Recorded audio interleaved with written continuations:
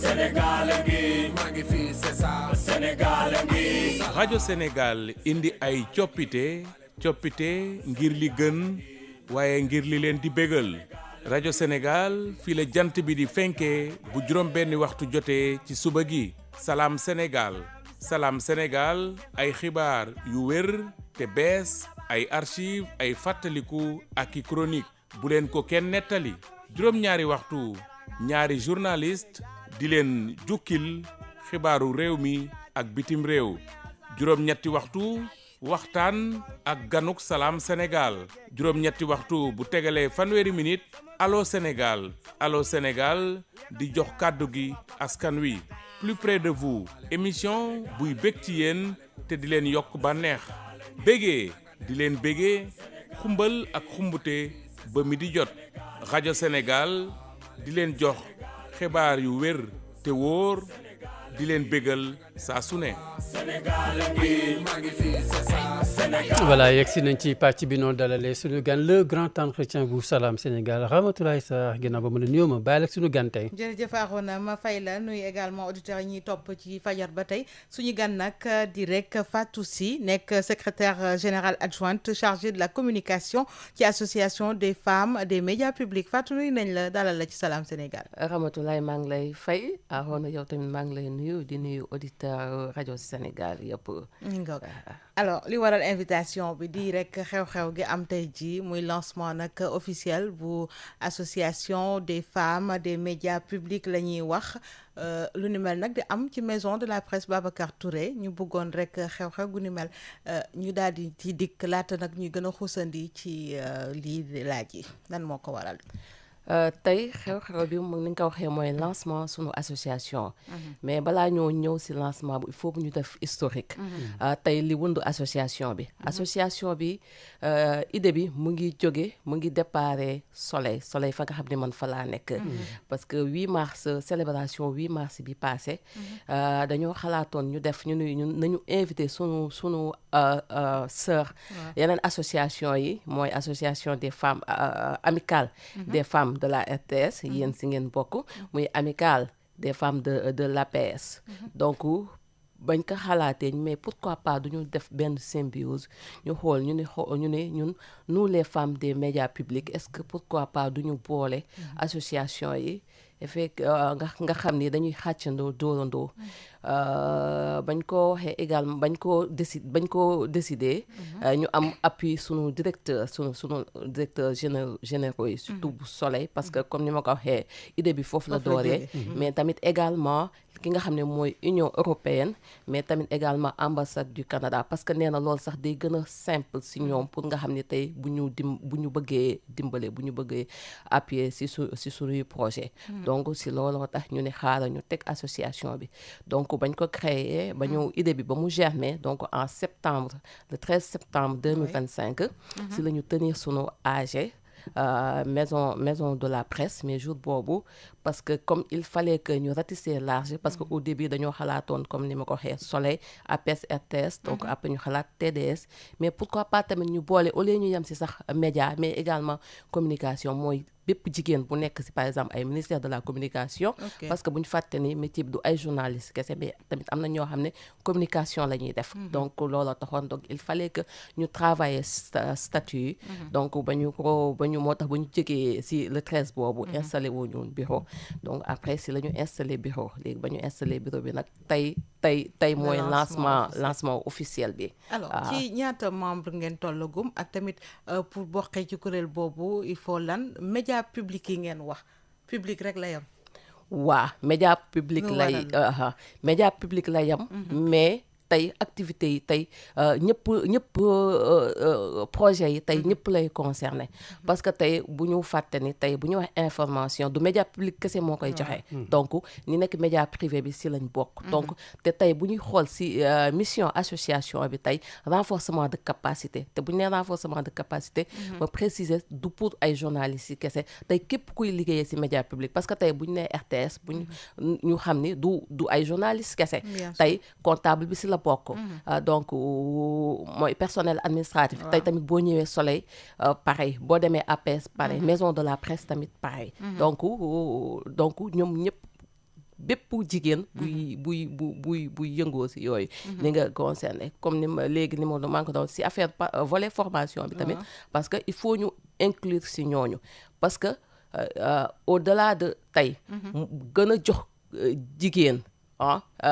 si entreprise de presse yi ak si structure ministérielle yi ngay xam ni parce que gis nañ ni peut-être am na ay évolution jigéen les femmes sont de plus en plus présentes mais ba tey des na ba tey moo tax ngeen jël thème bi leadership féminin et transformation des médias publics au Sénégal. balaa ñëw si thème bi may ma eggale bien vrai que ça entre dans le même sens tey jigéen ñu tey bariwul tey ñi nga xam ne tey ñu ngi occuper ay responsabilités donc te loolu tey buñ bëggee egg foofu donc il faut ñu renforcer sunu capacité de question ni dañoo yaafus amuñu formation de base am nañ formation de base mais tey nous sommes dans un monde évolutif chaque jour évolution day am tey boo jëlee exemple tey du numérique donc c'est une formation initiale peut-être amu ci woon donc il faut qu'on s'adapte il faut qu'on s'adapte donc il faut être à jour tey pour nga mën a occuper yenn poste de responsabilité yi également yaa nga léegi par rapport au thème donc leadership tamit gis nañ ni femmes yi dañoo xaw a des ginnaaw de question bëgguñu ko sax mais comme ni ma ko waxee léegi rek formation bi moo des tey am na ñoo xam ne tey bëgg nañu tey boo jëlee exemple li nga xam ne mooy la prise de parole en public tey am na ñoo xam ne tey bëgg nañ ko mais mënuñu ko donc góor ñi d'habitude ñoom ñoo ëpp opportunité ci formation yi donc loolu bokk na ci li tax a jóg association bi alors ci ba tey association bi li ngeen ci viser lan la pour jigéen ñi nga xamante ni ñi nar a nekk membre yi li ngeen nar a doxalee ak ñoom c'est quoi au juste non mooy objectif bi parce comme que wax nga ko léegi leadership bi mais également capacitation yenn jigéen ñi ci yenn fànn yi non leadership bi ci capacitation bi la bokk mais également surtout pas boo jëlee ñi nga xam ne ñun li nga xam ne moo ñu concerné mooy journaliste yi donc parce que tey gis nañ ni jigéen ñi traitement bi war déjà au-delà de ñun li nga xam ne moo ñu concerne directement occuper des fonctions de responsabilité li nga xam ne mooy droit de la femme traitement bi dafa des parce que souvent on a l'habitude de le dire tey souvent bu ñuy wax jigéen ñi dans les médias peut-être ay des femmes qui sont dans de mauvaises postures donc tey capacitation tey bu amee tey dina permettre ñun ñi nga xam ne tey ñooy journaliste dinañ xam comment mieux traiter l'information comment mieux valoriser la femme alors à travers ci kuréel bi ba tey ñu ngi koy wax sànq yaa ngi koy wax naan jigéen ñi dañuy gis ni du question de duñu maanaam fees profil bi nga xamante ne par exemple ñu ngi koy jox ci poste de responsabilité yi duñ ko mën a yor mais parfois aussi est-ce que du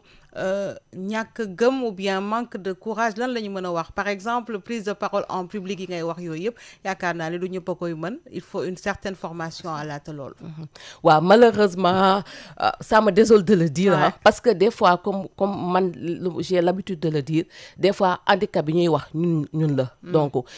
ñun jigéen lu ñu war a dañoo yenn faveur yi dañ ko war a refuser donc parce que am na loo xam ne ça se donne pas sur un plateau donc ça se donne pas sur un plateau d'argent am na ñoo xam ne ça s'arrache c'est pas parce que tey yow jigéen nga que dañ laa war a defaral faveur c'est pas parce que yow jigéen nga bien vrai que am na yoo xam ne c'est inhérent à la femme mais tamit xam nga waruñu abuser wu suñu position boobu wala pour demander certaines faveurs parce que tamit boo bëggee émergent il faut nga def sacrifice parce que boo jëlee domaine de la presse tamit nga jël man domaine bi ma nekk mooy presse écrite parce que dafa am exigence bu fekkente ne parce que tey yow nga ni jigéen nga chaque fois yaa ngi wax sa supérieur nga ne may ma dama war a teel a wàcc parce que sama doom wala parce que dama war a defar reer donc yow bul xalaat ni yow bis di nga mën a am ci benn am promotion. ouais. Donc il faut également ñun jigéen ñi il faut qu'on se fasse violence muy que ça soit muy technicienne bi muy comptable bi muy ku nekk beneen agent administratif donc fépp foo mënta nekk donc il faut qu'on se fasse violence. Il faut qu'on refuse yenn faveurs yi. Oui. Donc buñ bëggee tey egg fi nga xam ni góor ñi foofu lañ egg. Alors est-ce que mën nañu wax ni tey à travers l'association image biñ ci bëgg aussi fësal ak tamit peut-être renforcer jigéen ñi mooy li nga wax léegi bañ ñu ni voilà il y a des contraintes yoo xamante ni c'est des contraintes familiales et tout ça parce que gis nañ ko ba tey jigéen yoo xamante ni xew bu amee nga demander fi permission wala sa belle famille di organiser am na yoo xamante ni da ngay bañ peut-être sa ménage yëngatu ci mais liggéey bi bu taxawee su boobaa li nga xamante ni góor ñi ñoom ñi ngi taxaw tout le temps toujours ci kanam bien sûr promotion bu amee kon ñoom lañ koy gën a ñoom la ñuy gën a favoriser. Non yaakaar naa dinañ ko réussir parce que renforcement de capacité donc permettre na tey beaucoup de changements de comportement parce que dina permettre nit ki mu conscientiser nit ki parce que des fois am na yoo xam ne yaa ngi koy def inconsciemment yow xamoo ni yow lii dalay porter préjudice. Donc mais avec le renforcement de capacité yaakaar naa ni donc dinañ atteindre yooyu objectif et puis sax même sax sans renforcement de capacité quand même léegi jigéen ñi elles sont de plus en plus conscientes par exemple boo déggee tey par exemple nga dégg jigéen ñi naa ni góor de projet am na ñu koy am na ñuy dem ba si jëlee affaire di juger mal jigéen ñi foog ni ay jigéen ñi bëgguñu ñëw sëy ak affaire non du question loolu parce que léegi dañoo conscient que ni tey fi ñu toll parce que tamit xam nga sa destin yow yaa ko mën a yow yaa ko mën a jël en main donc du keneen mooy topp si ginnaaw di la pousse non il faut ñu dañoo war a bañ nekk ay pousse mu tàkk ñoo war a déclencher suñu bopp. Alors est-ce que à travers association bi mën nañu xaar ci membres yi ñu bénéficier de formation justement comme li nga xamante ni dina leen permettre ci seen carrière ñuy am ay avancement? Oui effectivement parce que sànq maa ngi koy wax parce que tey bokk na si parce que bokk na si sunuy partenaire parce que idée bi foofu la jóge Union européenne nga xam ni chaque fois dañuy accompagner donc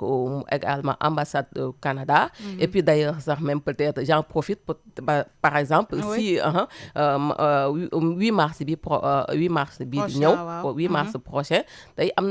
na programme bu ñuy waajal ak l'association l'amicale des femmes ambassadrices donc bi yoon foofu la ñuy célébrer tey bu baax c'est ça thème bi ñuy def mooy justice femme média ak affaire yooyu et puis au-delà panel bi ñuy def également dina am consultation juridique boo xam ne ce sera ouverte à la population de la Médina. Alors Fatou si wax nga ko renforcement capacité formation am na ci alors man côté éditorial bi laa bëggoon rek ñu dellu si tuuti ndax bokk na ci li ngeen di envisager ndax wax nga ko Soleil APS RTS ngeen dem ba bokk émission boo xam te ñetti entités yi ñoo koy def pour vraiment jëmbal taxawaayu jigéen quelque chose ndax bokk na côté éditorial yi qu'est-ce qui est prévu ci association bi? Pour le moment comme ñu ngi doog a créé yow donc pour le moment waxaguñu loolu donc on n'a pas encore abordé mais c'est sûr que ni loolu du ñàkk parce que bu ñu xoolee en quelque sorte tey li nga xam ne RTS APS donc Soleil pratiquement même ligne éditoriale la mais également foofu dama bëgg préciser benn affaire il faut tamit ñu xam ne d'accord bien vrai ñu ñoo porter projet bi donc ça regroupe pour bokk ci il faut nga bokk ci média public ak également structure publique yi mais tamit ñi ngi tàllal loxo sunu yeneen sœurs yi nga xam ne ñoo nekk ci média privé bi parce que tamit bu ñuy wax presse du la presse publique uniquement la presse privée donc te ñun ñëpp ñoo bokk li ñuy jouer mooy rôle éveil sensibilisation formation des masses donc ñun tamit bu fekkente ne ñun dañoo renforcer wu capacité wu te boolewuñ ci sunu sœur yooyu mën naa ni peut-être liggéey bi objectif yu ñu bëgg a atteindre du yomb. Alors Fatou boo nee des femmes des médias publics tey jii nga xamante ni cité nañ ko léegi ñi nga xamante ni ñoo nekk ci Soleil nga wax APS RTS et tout ça. ak maison de la presse maison aussi. de la presse et tout ça nga tendre la main aussi ak ñi féetee ci privé bi su boobaa xam nga maa ngi la koy laaj naan ñan ñoo mën a nekk membre ci biir kuréel bile. Alors ñële tamit bëgg bëgg dugg est-ce que ce sera possible wala sinon ban apport la ñu mën a amal tamit ci association bi. ñooñu ñi nga xam ne sunu consoeurs yi nekk ci privé bi ñoom mënuñoo nekk membre. mënuñoo nekk membre parce que comme intitulé association bi ñoom peut-être seen lu ñu mën a def comme ni ma ko waxee léegi apport donc dañuy bénéficier wu tey par exemple bu ñu amee formation donc mën nañoo bénéficier wu mais bu dee membre noonu moom franchement il faut nga bokk ci médias yi wala structures yi comme li naan ministère de la communication ak également TDS ak bépp bi jigéen boo xam ne yaa ngi nekk communication yaa ngi def communication dans les structures de l'État donc ñu ñëwaat ci adhésion parce que sànq yaa ngi ma ko doon laaj au-delà d'appartenir ci structures yi ma wax également il faut nga jënd carte de membre. Carte de membre, c'est à 5 000 francs. Une carte adhésion 5 000 francs pour 3 ans. Également, il y a des cotisations mensuelles 2 000 francs par membre. Cotisation mensuelle 2 000 francs. Alors, ñu gis également au-delà formation yi nga xamante ni mën nañ ko ci mën a def tey jii leneen lan la ñu mën a xaar également ci kuréel gi sànq Arona mi ngi lay wax ci animé ndoo ay émission mais est-ce que c'est dans les projets de l'association ou bien des membres même ñu dem ba taxawal pourquoi pas un quotidien boo xamante ni dafay regrouper entité yooyu yëpp pour destiné ñoo xamante ni jigéen ñi ñoo koy gérer. Oui, bien sûr. Peut-être il faut wax nañ ko vaguement parce que tey booy xool loolu manqué na dans le paysage médiatique. xam nga jël émission wala journal boo xam ne wala magazine boo xam ne c'est destiné aux femmes uniquement loolu manqué na donc comme ñun ay professionnels la donc c'est sûr que ni tôt ou tard dinañ mës a créer loolu. Également si par rapport aux perspectives dem au-delà même question rédactionnelle bi sànq maa ngi koy wax également il faut ñu xam ne suñu activité yamul si ñun donc léegi wax naa ko mooy par exemple consultation juridique bi ñuy def parce que au-delà des membres au-delà journalistes yi également ce sera ouvert à la population parce que tey jigéen xamuñu seen droit parce que tey am na jigéen yoo xam ne tey ñi ngi nekk ci sëy ñi ngi leen di mbugal bëgg nañu ci génn mais pour ñoom tant que ku góor ki bàyyiwu leen duñ si mën a génn tey xam nga am na question de droit yoo xam ne surtout côté code de la famille donc yoo xam ne ignorance totale la si jigéen ñi am donc consultation juridique boobu kon dina am ay commission su ma la déggee dina am ci ay pàcc yoo xam ne dañ koy jagleel ci fànn gi nga xamante ni ñu ngi ci société bi aspect juridique bi xool également beneen pàcc boo xam ne dinañu gën a mën a renforcer suñu moroomu jigéen yi ko soxla non en fait loolu du question commission yi moom ma koy tax parce que effectivement commission am nañ quatre commissions par exemple boo jëlee commission organisation commission communication commission partenariat ak commission scientifique commission scientifique boobu tey ñi ko jiite tey bokk na si mooy sunu doyen Jatu Cissé Jatu Cissé mais partenaire mais pour par exemple aspect bi ngay wax donc du ñun ñoo koy def parce que bu ñu fàtte tamit ñun tamit lu ñu mën mooy wax ak bind ay journalistes lañ ak également comptable affaire yooyu mais ce sera avec des partenaires comme par exemple pour événement du 8 bi avec wax naa ko léegi avec l'amicale des femmes ambassadrices mais également avec l'association des juristes sénégalaises parce que ñoom loolu mooy seen métier wàllum yoon mais bu fekkente ni ñun affaire journaliste nga ni dañuy donc que ça tey bu subaa également bu ñu waree def dépistage du ñun ñoo koy def bu ñu waree def des consultations médicales du ñun ñoo koy war a def mais dañuy dem si ñi nga xam ne mooy ñooy médecins yi donc ce sera ainsi pour toute action boo xam ne association bi war na ko mën ko bëgg a def. alors média public yooyu nga wax am na ay correspondante ci biir diwaan yi alors loolu mooy seen wàll jigéen ñooñu nga xam ne ñoo toogal média yi Soleil APS ak RTS ci seen mbootaay bi. non ñoom ñu ngi si biir ñoom ñu ngi si biir correspondante yi ñu ngi si biir mais comme instant bi ñu ngi doog a juddu donc mënuñoo participer activement mënuñoo ñëw comme ni tey par exemple événement bi mais tey bu ñu demee ba nga xam ni parce que instant bi ñu ngi toll ci phase massification tey bu ñu demee ba nga xam ni am nañu réussir nañu phase boobu donc il n'est pas exclu tey ñu def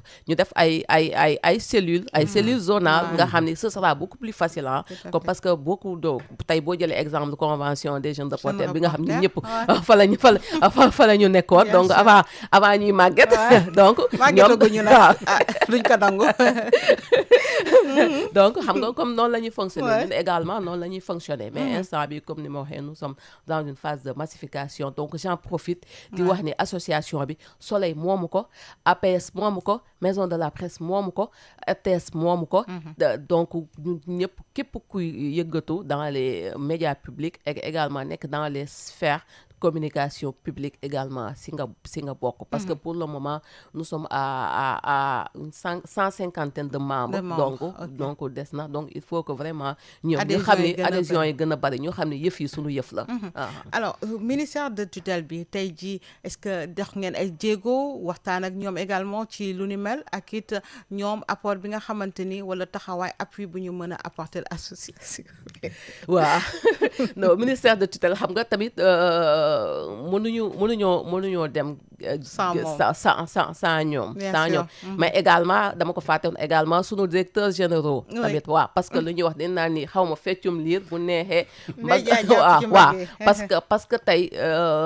muy man muy yow tey mën nañoo xëy ñu am bourse tey boo amulee sa aval directeur doo dem muy man tamit donc ñoom tamit donc mën naa ni sax waaw ils sont à remercier tey mën naa ni jàpp sax tey ñoom ñooy les premiers membres tey ñoom ñooy sunu mentor donc également fàtte naa remercier ki nga xam ne ministère de la femme parce que surtout c'était à l'occasion du 8 mars donc moom elle a vraiment parce que moom moo nekkoon sunu première marraine donc mu adhéré woon bien vrai que c'est pas notre ministère de tutelle mais également gunge nañu ci association parce que xam na ni ñun ay jigéen lañ ko moom donc ministère de tutelle moom àla kulli haal xalaatuñu dem saa moom alors tey ci bëccëg bi lan ngeen am comme programme li nga xamante ni fas yéene nañ ko dérouler lan la nar a tëddee waaw programme bi tey mu ngi commencer comme tout événement discours officiel yi donc discours officiel yi bu jeexee également ñi ngi teg panel parce que période bi fi ñu toll donc il faut ñu mesurer impact de l'implication des femmes dans les médias donc looloo tax bien vrai que comme wax naa ko am na ay jéego mais ba tey des na lu bari donc looloo tax ñu war a poser panel bi donc xam nga kii moo koy animé Marta Sylla bokk na si panéliste yi donc parce que koo xam ne bokk na si ñun en tant que journaliste mais également maîtriser na bien la question mais également Bernadette Sonko donc Bernadette Sonko qui est au CECI également sunu consœur Joma Dramé donc te mu nekkoon Walf moom également avec Abdou Diop ñoom ils ont travaillé sur la question donc mën naa ni en quelque sorte panel bi ce sera une façon de faire l'état des lieux en quelque sorte de la place des femmes de la place des femmes dans les médias publics mais également peut-être même des perspectives également dina nekk occasion pour mën a secouer suñu directeur généraux yi quand même ñu gën ñoo gestu bien vrai que tamit comme wax naa ko ci début bi ñun tamit on a notre part de responsabilité alors da ngaa wax état des lieux sama xel dem ci ba ngeen di installer structure bi comme association bu nu mel ba ngeen ci jubloo état des lieux bi ngeen jot a def lan la leen jox pour les besoins ci ñi nga xamante ne rencontre ngeen leen li ñu gën a soxla c'était quoi au juste lañ leen dénk waaw mooy ñëpp boo leen waxee formation la besoin de formation besoin de renforcement de capacité mooy que ça soit en termes de leadership également surtout l'IA l'IA pratiquement comme besoin de formation loo xam ne daal vraiment dina tax ba jigéen ñi gën a am plus de capacité, plus de bagages. Donc loolu quoi parce que il faut ñu xam ne instant jigéen ñi dépassé nañ fi nga xam ne ay affaire Mumbai donc bëgg nañoo vraiment nga xam ne le besoin est là surtout bañ demee rencontrer les femmes de la presse ak les femmes de la maison de la presse parce que yéen a si des yegseeguñu fii parce que organisation bi moo ñu kii mais besoin de formation est là. mais ba sensibiliser gën bu baax jigéen ñi ci poste de responsabilité moom ku ko bëgg foog nga wàccoo rek ay damaa am xew ak damaa war a dem fii ak yooyu moom dañ koo bëgg. non c'est un handicap aussi. waaw non mais loolu nous en surtout sommes ça. conscientes nous en sommes conscientes mais waxuma la sax ak xew bi tey booy xool affaire ak professionnellement parlant ça. parce que c'est pas facile d'accord bien vrai comme on dit ñun ñëpp nous avons le droit de syndiquer d'appartenir à des associations mais tamit avant tout liggéey bi man tey par exemple damay xool man sama exemple man démb maa ngi boucler 23 heures donc 23 heures passées la jóge bureau te avant may dem bureau may gérer sama page dama dem réunion donc pour les derniers réglages te tey maa ngi nii xëyaat fii donc 23 heures boo ko boucler gérer waale kër ga ci ginnaaw au téléphone lay demee. waaw comme on dit on fait avec les moyens du bord c'est pas facile parce que des fois il faut nga woote kër nga xool reer bi fu mu toll donc xool ndax taajal nañu sëñ bi reer bi waaye tamit parfois xaw ma malheureusement heureusement il faut ma sànni foofu sama morom jigéen ni man la chance que j'ai donc waaw la chance que j'ai mooy quand tu es dans un ménage polygame tu es beaucoup plus libre. alors là tu encourages la polygamie merci beaucoup en tout cas Arona moom tamit xoolal moom je sais qu'il est d'accord avec nous ci point boobu gis nga alors Fatou on va rebondir sur ces points en français un petit résumé. Je rappelle que vous êtes la secrétaire générale adjointe chargée de la communication de l'association des femmes des médias publics. Aujourd'hui, ce sera le lancement officiel de l'association, de la mise sur pied donc de cette association. Parlez-nous justement de cette association, les objectifs et pourquoi d'abord cette création. Oui, merci beaucoup Ramatoulaye. Avant de revenir sur ce lancement qui est prévu aujourd'hui à la Maison de la Presse, quand même, nous allons faire un peu l'historique. Il faut savoir que tout est parti au quotidien national du Soleil lors de la célébration du 8 mars 2025. Donc, notre présidente Mathilde Bokoum, elle a pensé inviter des associations sœurs comme la vôtre, l'amicale des femmes de la RTS et l'amicale des femmes de la PS. Et là, l'idée a germé, on s'est dit, mais pourquoi ne pas fédérer nos forces pour mettre en place une association? Et là, quand l'idée a germé, quand même, nous avons eu surtout en premier le soutien de notre directeur général Lamine, le directeur général du Soleil, mais également de nos partenaires comme l'Union européenne, mais également l'ambassade de Canada, donc qui a toujours accompagné l'amicale des femmes du Soleil. Donc pour ces structures-là, elles se sont dit que quand même ça c'est le meilleur moyen de nous épauler, de nous soutenir. Donc après on a effectué les démarches pour mettre en place l'association. Donc le 13 septembre 2025, nous avons tenu notre AG, mais malheureusement on n'avait pas pu installer le bureau parce qu'on s'est rendu compte quand même il y avait des imperfections sur le texte. Donc par rapport à la dénomination, au début, il a été décidé de mettre en place un réseau, mais compte tenu des contraintes juridiques, quand même, on s'est dit que Mimi allait mettre en place une association, également s'ouvrir, parce que peut-être quand on entend association des femmes des médias, on va penser que l'association regroupe uniquement des femmes journalistes. Non, elle regroupe toutes celles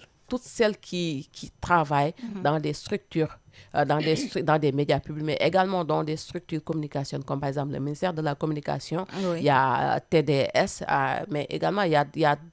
y a d'autres femmes qui sont journalistes, mais qui sont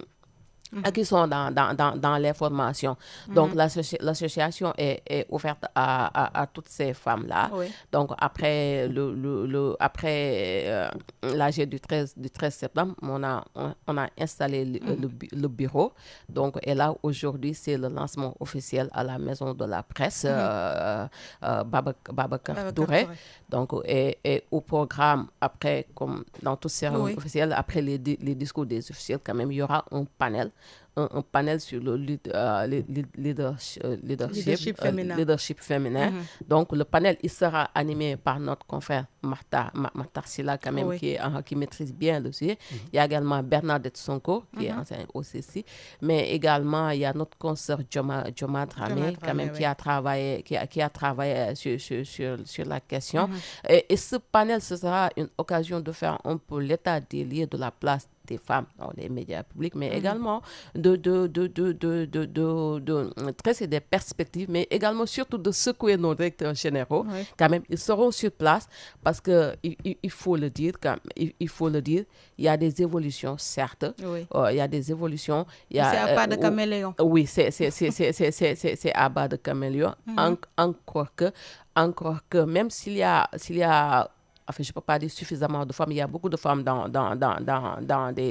ces structures quand même, mais quand même pour figurer à la crème. Donc, ça se compte du bout des doigts. Ce n'est pas parce que, comme je l'ai dit tout à l'heure, ce n'est pas parce que nous n'en avons pas les capacités, mais si je peux dire, il y a le masculisme qui impose son dictat. Donc, ce qui fait que c'est un peu difficile pour les femmes d'être au sommet. Donc, c'est la raison pour laquelle, c'est l'une des raisons pour laquelle également notre association se veut un creuset de formation, parce que quand même la capacité, elle est importante, la capacitation, le renforcement de capacité des femmes. Donc, parce que au-delà de nos capacités professionnelles quand même, il faut qu'on apprenne, il faut qu'on développe, il faut qu'on réveille ce qui est en nous. Il faut qu'on arrive à assumer ce leadership. Donc, souvent, c'est ce qui nous manque. Des fois, c'est pas parce que nous, comme je l'ai dit, nous ne sommes pas à la hauteur. Des fois, il y a ce manque de confiance qui est là, qui fait que quand même souvent, quand on nous confie certaines responsabilités, on se demande si on est à la hauteur. Or, nous le sommes très bien. Alors, autour du thème, le thème justement tourne autour du leadership féminin et transformation des médias publics au Sénégal, comme tantôt vous l'avez souligné. Que visez-vous à travers ce leadership féminin? Comme je l'ai dit, il faut qu'on affirme ce leadership. Donc, il faut qu'on arrive à briser ce plafond de verre quand même qui empêche aux femmes d'émerger. Parce qu'il faut qu'on arrive qu'on arrive à ce que les femmes aient confiance en elles-mêmes. Parce que souvent, c'est ça. Il y a beaucoup, par exemple, quand on leur confie des tâches, des postes de responsabilité, donc certaines se disent, est-ce que je serai à la hauteur?